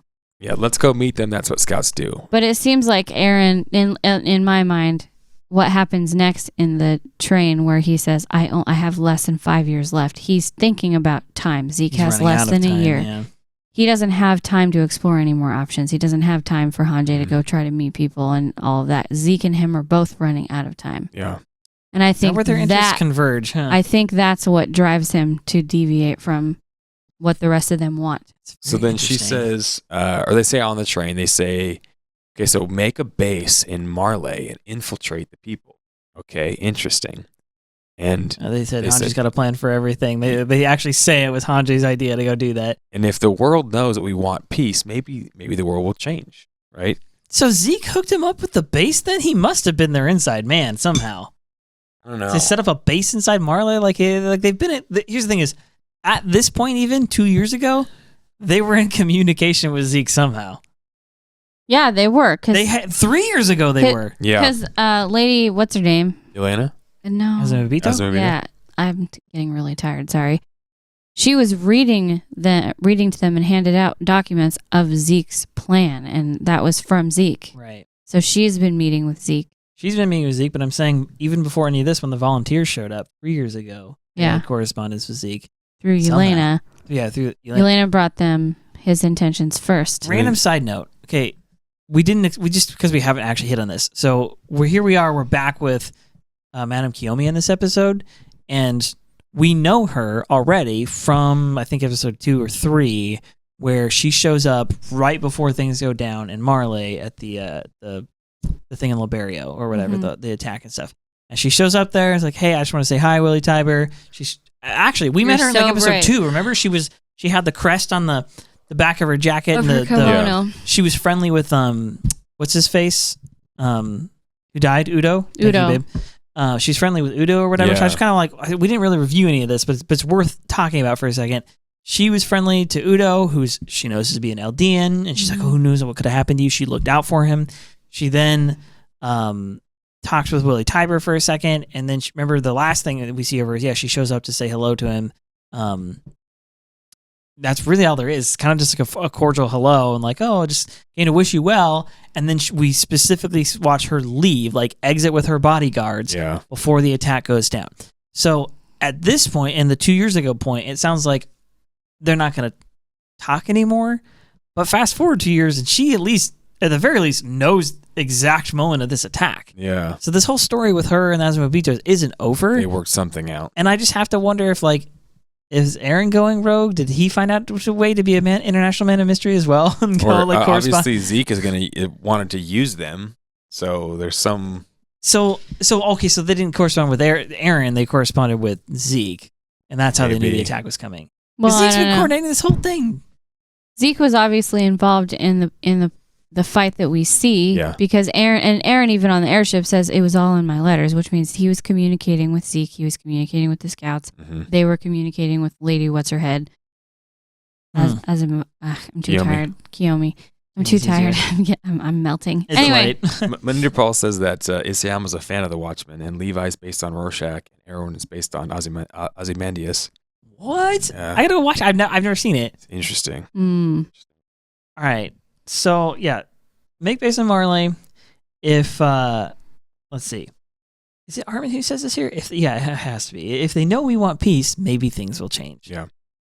Yeah, that was maybe, Armin. Or maybe they'll still hate your effing guts and go. We don't care. The thing is, though, in order to you. get to that point, they have to like blow a bunch of crap up first and like destroy the port and remember when you told the world you wanted peace by killing a bunch of people? Yeah, like great walk into the room, punch them in the face, knock out all their front teeth, and be like, "Why are you fighting with me?" Okay, the right thing to do. You're right. The right thing to do would be to request and try for peace by peaceful means. There's no doubt about it. But I'm still trying to say, like, I love you, Armin. I love your heart, buddy. It's just true, both in Attack on Titan world and in real life, that you can have the best intentions and the best heart. The kindest, some of those as a student of specifically like church history, Christian, church like history, some of the most kind, gentle, loving people are these like old saints from like 1,000 years ago. And these people were led, like, they were thrown in boiling pots of oil and had their skin boiled off. They were burned at the stake. Mm-hmm. Like, these people were persecuted and killed in some of those brutal ways, but they were the most peaceful, like, let's get together, people. Let's get together and be friends and love everyone that you could possibly imagine. And so if they couldn't do it, how could? That's what I'm saying is it is ideal. So I'm bringing that up to say this show has a lot of comments on reality, and this is one of them. Like, it is an extremely idealistic thing to say, oh, well, if they just got to know me, then we'd be friends. Listen, on an individual level, that's generally a fairly true thing. Say Abraham Lincoln is famous for saying, oh, there's a man I don't like very much. I need to get to know him better. Is just to say, like, if I just knew more about him, like, and we all know that that's true when you get to know somebody personally. Yeah, Sun Tzu said you got to know your enemy, basically, like, know him enough to, like, love him, basically, and then you'll... Yeah. And so that's, on an individual level, it's absolutely true. But what I'm saying is on a national level, on, like, when we're talking about groups of people don't behave in the same way that individuals do. There's just no question about it. And groups of people are pretty good at irrationally hating other groups of people. If you haven't noticed, like, it's like, well, welcome to life. And it doesn't receive the intentions of this other group of people don't really tend to matter. There's just this, people are sinful and full of hate, and like this is one of the things. And again, if anything is true in this show, it's also true in real life. There's a lot of people in the AOT universe that are full of hate and like changing their mind. To quote a random action movie I can't remember the name of, a person is smart, but people are dumb. Yeah. True that. So Eren says, I wish we had more time. I only have 5 years left. We need to decide who's going to inherit my Titan. And by Titan, you mean Titans, bro. You have 2 as you're speaking, and you're going to have 3 before the day's end. I never discussed if there's a way to divvy that out. Because can you slice Eren in 3, and then maybe powers would be distributed randomly? Mikasa says, I'll do it. And that's a weird thing for Mikasa to say. I thought Mikasa would say, I'm going to die with you, Eren. We're going to die together. I don't know. She doesn't want anyone to kill him, so she's going to eat him. She'll kill him, yeah. She'll do it, even though she couldn't bring herself to. They will become one. Well, she'd be a pure Titan, so she will just have do it no instinctively. mind. So then John says, look, Mikasa, we don't even know what Ackermans are.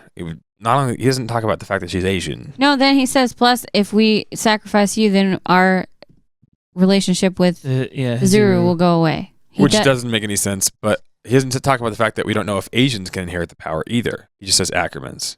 So well, and he doesn't even really say they can't inherit the power.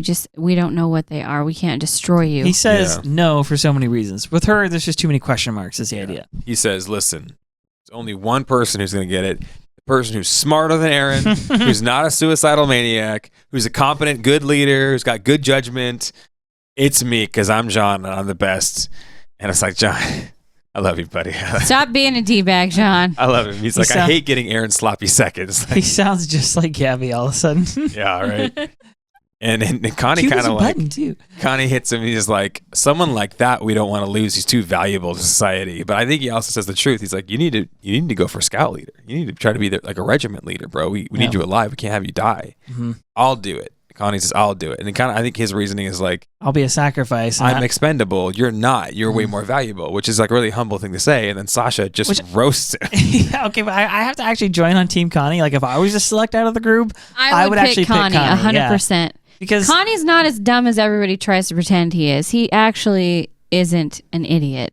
He's just yes, I agree. Anyway. And he's trustworthy and he's humble and he's loyal. Yes, and I just think that like he's the one who's saying like I know it puts a limit on my life, but I'm willing to lay it down and be a weapon on behalf of the cause if need be. Yeah, and Sasha's like, well, we could, but we can't do it because you're a complete idiot. Yeah, we can't leave the important role to a complete idiot. And he's like, And Sasha's like, you need me because I have combat experience. I'm someone you can trust. And I'm like, listen, Sasha, I love you. You're the best. You're a potato girl. But I wouldn't let someone with those kind of powers near meat.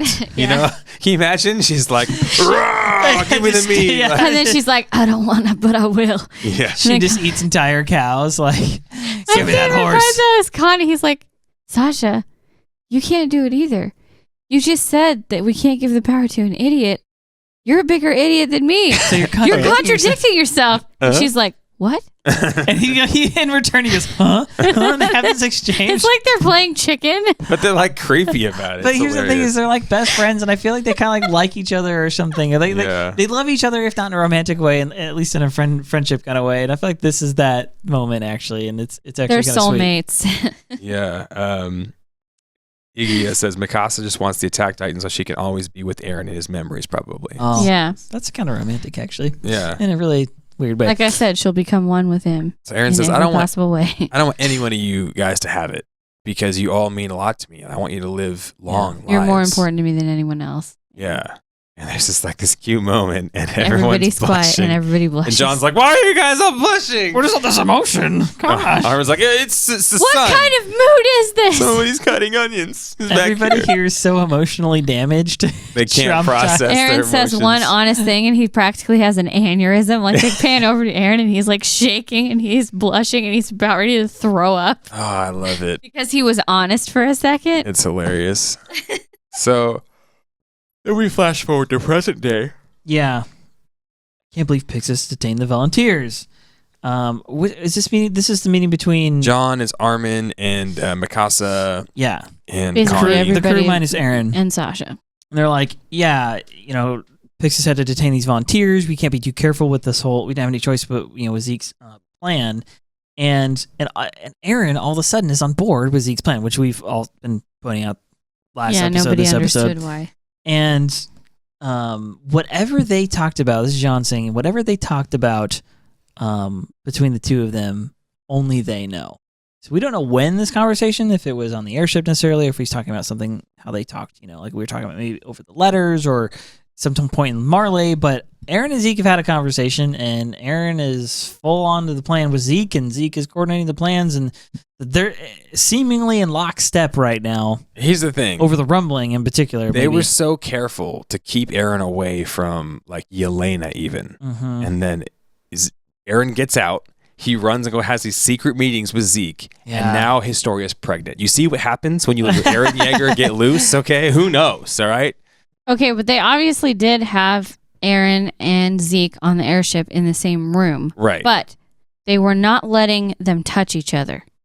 And I mean, like, what are they? Zeke had no limbs. What are they going to discuss? And Eren had his hands tied up. No, I'm saying I think it's important that they, even though they were in the same room, they were making sure that even if they could talk, they couldn't touch each other. Interesting. Because there's no Zeke pure is a Titans royal around. blood, right? Yeah, but he wants to test the rumbling. How can he do that? If Eren touches him, Eren can control all those but Titans. Zeke has to be in Titan form. Does he? We think. You think? I don't think so. I see. Here's the thing: is okay. There's a differentiation here. So, okay, when Eren controls other Titans, he touches Dina Fritz in Titan form.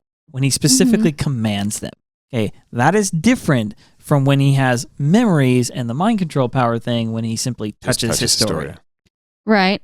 I'm just wondering if he could use the rumbling when in human form, when Zeke's in human form. Maybe it doesn't actually matter if he's a Titan or not. Yeah, that you're right. That part's not totally clear. Because he did the eyes, Yeah. which is what he did in the prison, which means he's been practicing that. These are my creepy eyes. He did, like when he pulled Hange up off the ground, he did he the had the Titan thing. eyes, and he stopped it before it fully went, and that makes me think he's been working on that. So this is where Connie says the most important thing to me. He says, "Did that look like Eren to you?" Yeah. And it didn't to me. Like, I don't think that was actually him.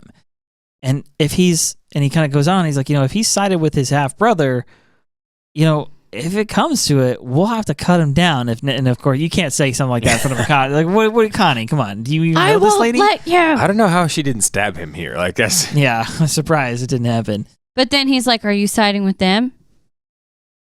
Yeah, And she's like, "No, but it won't come to that." In other words, deep down, she knows Connie's right, she does. which And is why she doesn't jump off the couch and stab him in the face. she continues to make excuses for him and is like, "Yeah, well, Eren cares about us. Like he said, that we're the most important thing to him.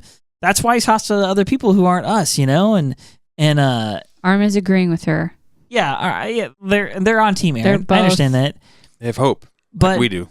But Jean and Connie here come in with what I think is entirely the correct opinion. They say, "Listen, the old Eren, even Mikasa, as strong as you are, he did everything he could to keep you off of the front lines, and he didn't do that. He called you in to fight on his behalf. He called Armin in to go and blow up the port. He called all of us in on his behalf to go and fight. This is not something that old Eren would have done."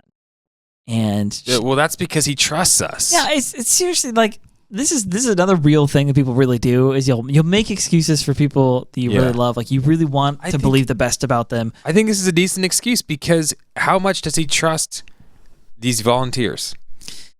True. How much does he trust the Azumabito people? True. How much does he trust? Like, he only really can trust. Yeah, okay, I'm with you on this one. But to Jean and Connie's point, it's like, well, he's clearly not himself. When has he been? When before was he this subversive and this aggressive and this emotionless? There's like so many other things. And I agree with you. Yeah, he does trust them, and I think that maybe there's still some of that there. He trusts us so much. That's what got Sasha killed, is what Connie says. And then he says, and then what did Eren do when Sasha died? And John tries to stop him. Did he cry?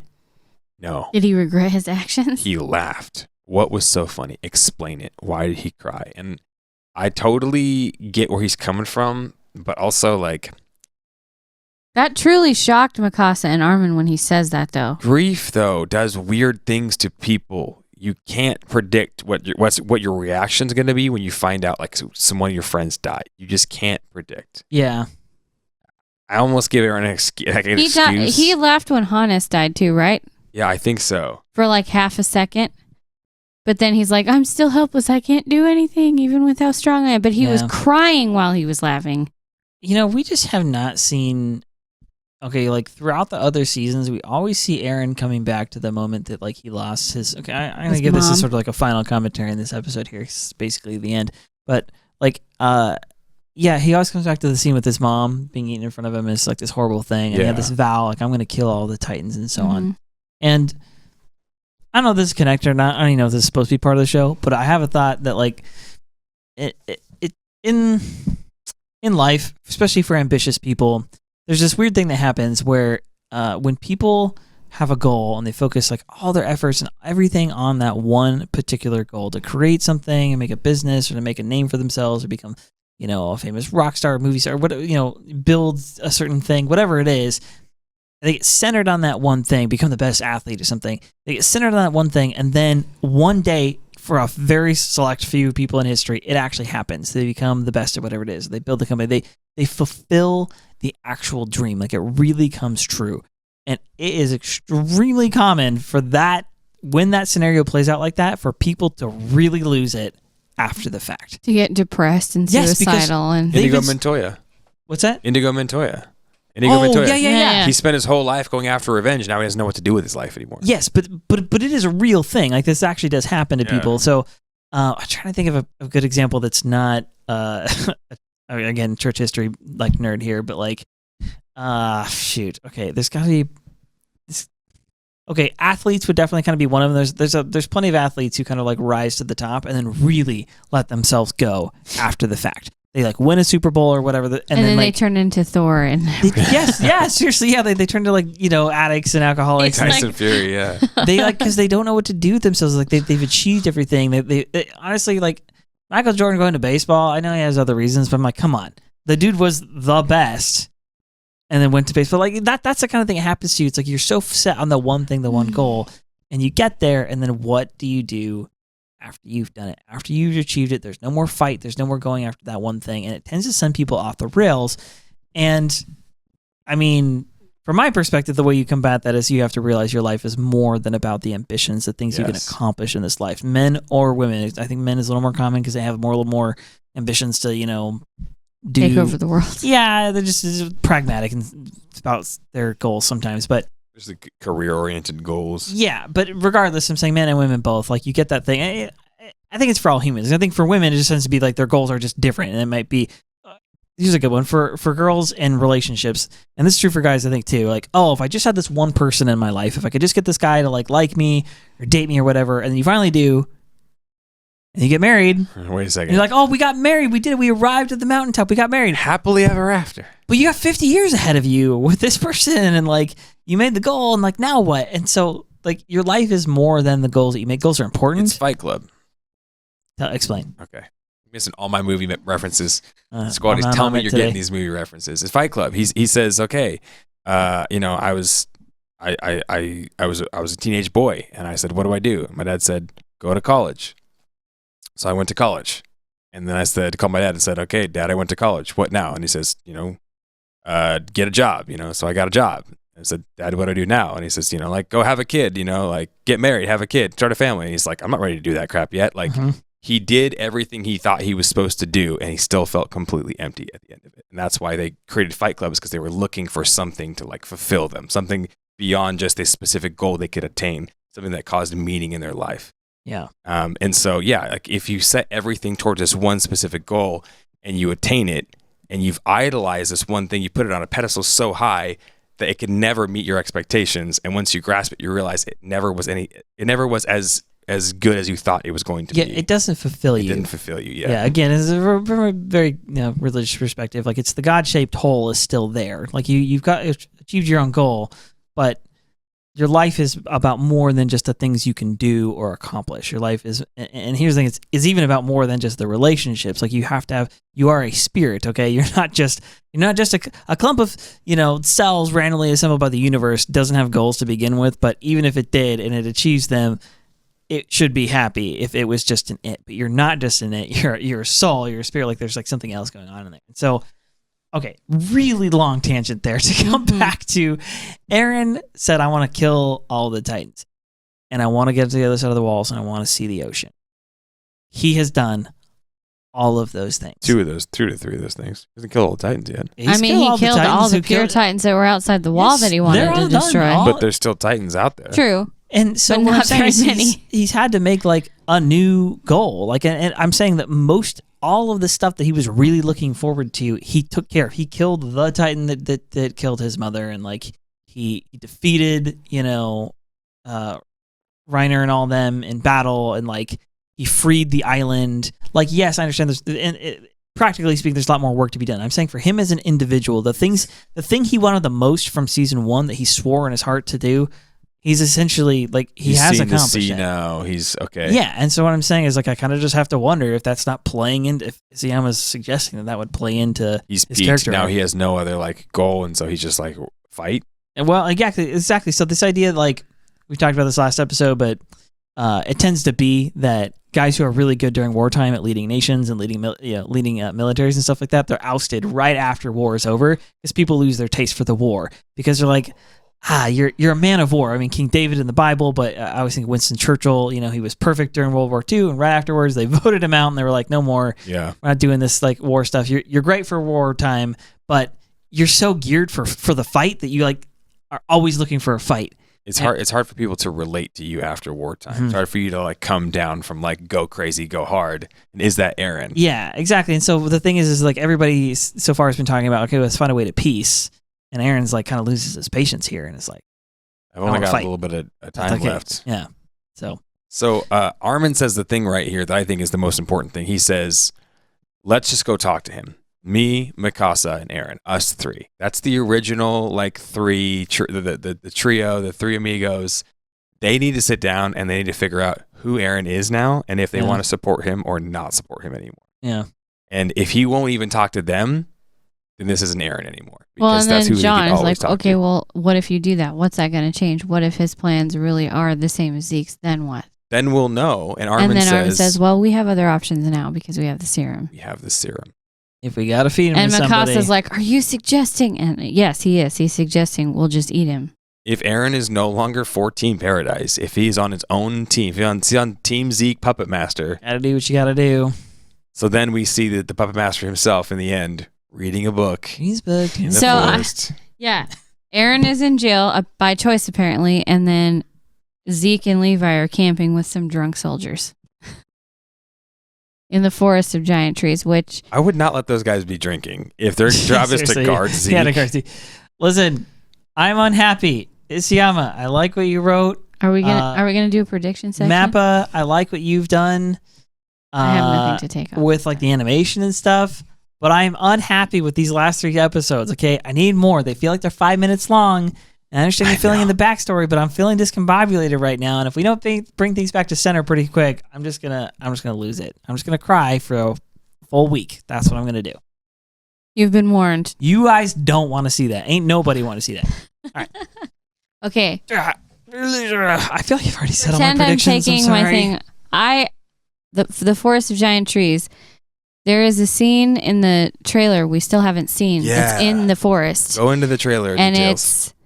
Yeah, Levi. Zeke in the woods with Levi. So the scene in the trailer is Levi flying through the trees, and he's being surrounded by a bunch of pure titans. Which And we now seems know like Zeke can shout a bunch of people. And guess what? They're in the forest with Eldians who are drunk.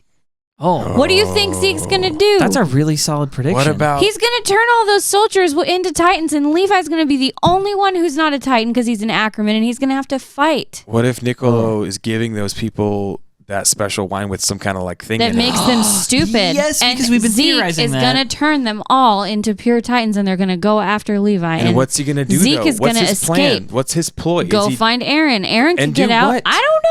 Do Aaron's the on rumbling. his team now. Yeah. What they're are they gonna do the doing? They though? are probably trying to do the rumbling because that's what this whole episode is about. He doesn't That would want to be do the nutty. rumbling. Zeke wants him to test the rumbling. Well, they can now. And They how have- do you test the rumbling? All you need to Just do the call out one rumbling or two is the individuals. founding titan and a royal, and they have that if those two come together. And are they just gonna trample Marley into They're the just dust? going to flatten the world, man. I don't the know. whole world. Rachel, you're very smart. I don't think they're going to flatten the whole world, but gosh, I sure hope they don't. That would be horrible, because if they do, then they're going to have to kill Eren. Like, Yeah. I think you're right. I actually do. I mean, I don't know if I don't know if I can I just confidently really say all hope of that Levi doesn't die, because in the trailer there are some scenes that make me scared that Levi might die. Yeah, I 100%. When I saw that trailer for the first time, I was like, "Don't you dare tell me Levi dies!" And now that Sasha's dead, and like he's one of the last like precious characters to me. Mm-hmm. I don't know what I'll do, you guys. It's gonna get I emotional. don't know what I'll do. Other predictions? I mean, if Levi doesn't die, he's going to get really jacked up. let me go back to what Homeboy was saying. One of our squaddies messaged us and said he thinks that this has all been established because of the paths by the owl working with Zeke, telling Zeke one day your dad's gonna go, and you're gonna have to make a connection with your dad's future son. You guys are gonna. He basically told him like a whole thing and mentored him to some degree, right? And then he went and took Grisha out, and it brought to mind the memory of when Zeke at the end of season 2. Remember, he's on the walls. Like it's like the first time we've seen him, right? Yeah, and he says, "Oh, not yet." He says, "Not yet." Yeah. What time? He's waiting for something. He's looking for something specific. He's waiting for something specific. He didn't just go in. He could have gone in. He was like spying. This is when he's doing his gallivanting. This is when he's doing his he always scheming. seems to be like 12 steps ahead of everybody. Like he knows what's going to happen. Not yet. You know, that would explain a lot. You're right, because the way he kind of comes into like he doesn't show himself. Interestingly enough, he does not show himself to, maybe just because he doesn't know where they are, but like to Reiner and Bertolt, Annie's, he doesn't know Annie's all held up, but like he doesn't show himself to them until after he's already been inside the walls and explored and done some weird stuff, and like they don't actually get together till like the end of season 2 there, and that's where they both freak out when they see him too, Reiner and Bertolt. Yeah. They're like, "Oh crap, he's here." Yeah. So you're right, and like the way that he attacks, and like, you know, we spend the whole first half of season 3 without seeing any of them really, and like, So maybe he was told. odd. Maybe he was told something to look for specifically. Maybe he was told to wait until Eren uses the power of the Founding Titan. Then he's supposed to. Dude, what if? Because what maybe if that's what starts the change. What if Yeah. Zeke's gallivanting around the world actually happened during that first half of season 3, and so I think so. Yeah. so maybe Bertolt and Reiner, at least Reiner, who's now still around, was like in on it somehow, I don't know. or they knew about it. I don't know. That's all hearsay. I have no idea. You got anything? I don't know, man. I feel like I should confess, by the way, remember way back when I was like, I found out a spoiler that was like, and the spoiler was Historia being pregnant in this season. That was what I was like, what? When I accidentally read a Google spoiler. Like, Did you find out who the husband was? No. Okay. It's not, nobody really knows for sure. It seems like, according to the thing I read months and months and months ago that I accidentally saw because Google sucks. But anyway. Yeah. Too good at its job. They didn't show the man's face. That concerns me. We don't know what Zeke's up to. That concerns me. Yeah. And we don't know what Eren's up to. That concerns me. I honestly genuinely am concerned. so scared that Zeke and Eren are gonna do the rumbling. Like that's. And they're gonna kill Levi. I don't know if they'll kill Levi. I mean, Zeke sure Levi's seems to gonna want try to to kill stop him. it. And it's gonna be but- over his dead body. Okay, Gosh. I'm just to throw this last thing out there. In the trailer, and I've said this before, which is this actually is true. Like 98% of what's in the trailer we have actually seen. We've seen a ton of it, except for that little quick montage part. You're right. There's a few scenes in there we haven't seen. Ymir. We haven't seen Ymir yet. Does the little girl? The Ymir? little girl in the water. Yeah. And the blue headband. thing that Yeah. glows just like the rock. But by I'm the saying way. you're talking like that, like that's like a big, like major cut. Like this is literally like a split second in a trailer that's like a minute and a half long. But I think that's gonna be like episodes worth of detail. I agree, but I'm saying like in terms of what's in the trailer, we've Right. seen Sorry, 90 you're right. plus % of it. You're right. With like a handful of exceptions. Now, there's one thing that my brain kept questioning, which was in the trailer, we see the Warhammer Titan and it's fighting and it's in the city. And when we saw the Warhammer Titan episode, I figured, oh, this is it. We've seen this because it was in the trailer. And like, even then, there's in the back of my mind, there's this like doubt that I'm like, I don't think so, because in the trailer, it seems like whoever was, I don't like. in all I'm the saying is trailer, that the it Warhammer looked- Titan scene was from a different angle. Yes, it's from a different angle. Also, the scene in the trailer where Reiner and the Attack Titan are fighting are in a different city, and it's Exactly. daytime. Exactly, it's daytime, and they're in the middle of the city where it's not all broken down. Mhm. They're actually fighting in city You talking streets. about I the very think they're last in bit? Paradis fighting. Because in the last bit, Eren looks exactly like he looked on that when they first fought. And I'm saying the scenes could have been a little intermingled, and what was in the trailer was released a long time ago, so I'm sure things visually could have changed from then to now. It's entirely possible. I'm just saying that I think some of the scenes of the Warhammer We still Titan haven't seen them all yet. were Eren possessing the Warhammer I think so, too. Titan, and maybe not It necessarily looked different. Tiber. Interesting. Yeah. It's not spoilers. It's just like random. These are predictions. We don't have spoilers. We have predictions now. Right. Correct. All right. Well, You guys, thank I you need to for go to bed, showing yo. up on Yes. a Wednesday night to join the live stream. We appreciate all you guys who tune in Sundays. come hang out with us. And if you are hungry or thirsty or need some clothes, check out our our merch If is you need cool. shirts, link. These and two have our on cool shirts. awesome mug. We have some You cool guys mugs. can look almost as cool as Eric does right now. As an anime only, Google is the worst enemy. You're right. You're right, my friend. It pops up when I'm not even asking for it, and it has these headlines, and I'm like, why do you do this to me? It's not fair. Armin Colossal in the Woods. Okay, good point. All right. Oh, yeah, that was the other one. Yes. Armin walking through the woods as a colossal titan. We haven't seen All that right. yet either. We love you guys. If you haven't already, go find it. Go subscribe to the YouTube channel We and all all that got jazz. to sleep in Nepal. It is indeed highly important because we're going to be doing a lot more cool stuff over there on YouTube. We're still on Facebook. You can find us on Facebook. We're there. Yeah, we'll post updates there about like when we can't have power and post. You'll Yes, know there first. Indeed, that's where that stuff gets posted. And then if you're watching this on YouTube and you watched all the way here to the end, you can listen to this on Spotify, iTunes, or wherever you find your podcast. All right, If you don't have power, we're praying for you. we love you guys. Stay warm, stay safe, and we'll see you on Sunday night. Thank you. Hey guys, thanks again for watching and listening to our show, Beyond the Basement Podcast. If y'all are enjoying it, go ahead and leave us a 5-star review on iTunes or wherever else you listen to our show. Check out the description below for links to our awesome Attack on Titan merchandise. And join us live on Sunday nights on Facebook for all of Season 4. And some of our best content is on YouTube, including me, so go ahead and check that out. And lastly, if you guys have any questions or just want to chat with us, please email us at beyondthebasementpodcast@gmail.com. Thanks again, and we'll see you guys in the next video.